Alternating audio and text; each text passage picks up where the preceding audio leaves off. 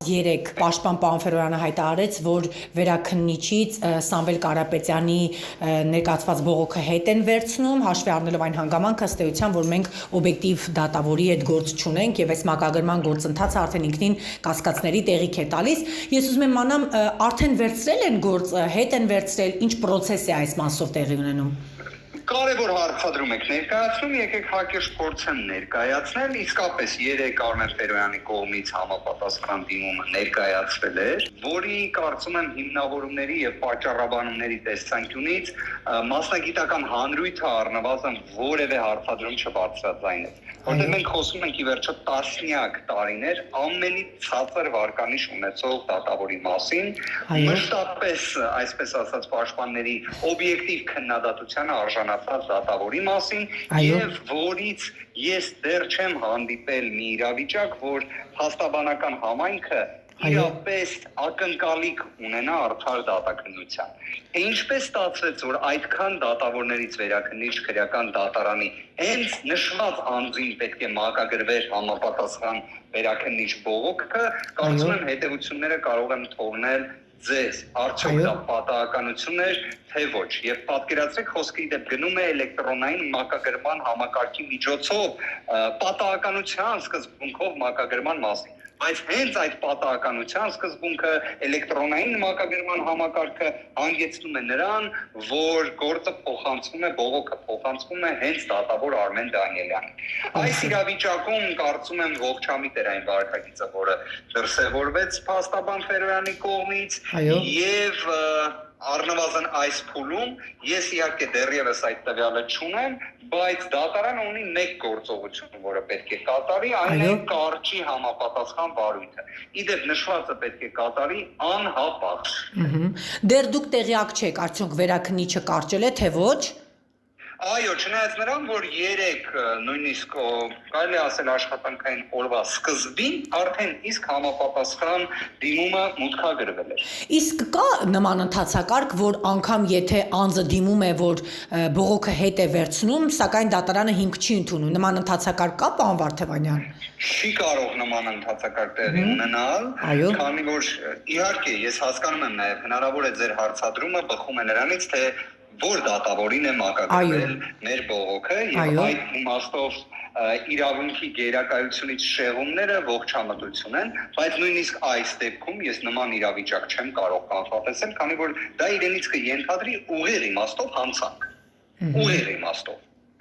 Պարոն Վարդևանյան, եւս մեկ շեշտադրում, պարոն Ֆերոյանը նշել էր, որ պետք է նաեւ մարդու իրավունքների եվրոպական դա հաշվի առնելով Հայաստանում բոլոր ատյանները ըստ էության սպառված կարող են համարել եւ մարդու իրավունքների եվրոպական դատարան դիմելու գործընթաց սկսվի։ Ես ուզում եմ իմանամ ով է կոնկրետ զբաղվում այդ գործով եւ ինչ փուլում է գտնում, որովհետեւ հանրությանը հետաքրքիր է։ Ես կարող եմ ասել, որ նախապատրաստական փուլը որոշակի իմաստով անցել է, ինտենսիվ աշխատանքներ տարվում են այդ ուղղությամբ։ Ես կարող եմ նաև մի բան խոստանալ, որ փաստաբանական խմբի կողմից համապատասխան հայտարարություն լրացուցիչ զարգացումների վերաբերյալ անպայմանորեն կտրամադրվի եւ նաև չափազանց կարևորում մեր գործընկերների զանգվածային լրատվության միջոցների կողմից,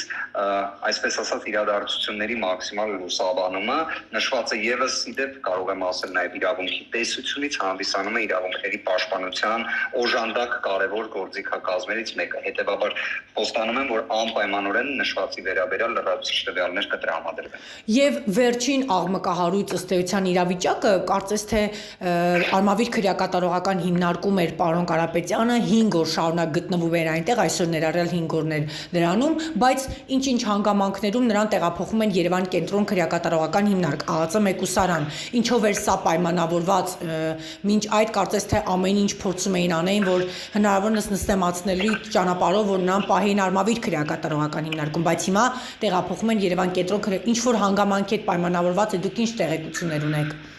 Այս պայի դրությամբ ավելալ տեղեկություններ, քան այն, ինչ հրապարակվել է զանգվածային լրատվության միջոցներով, չեմ կարող տրամադրել, միայն կարող եմ նաև իսկապես հաստատել, ինքս եմ ճշտել նաև թե Արմավիր քրեակատարողական հիմնարկից, թե Երևան կենտրոն քրեակատարողական հիմնարկից, որ այո, Սամվել Կարապետյանը Արմավիր քրեակատարողական հիմնարկից տեղափոխվել է Երևան կենտրոն քրեակատարողական հիմնարկ։ Նշված տվյալը հաստատում եմ,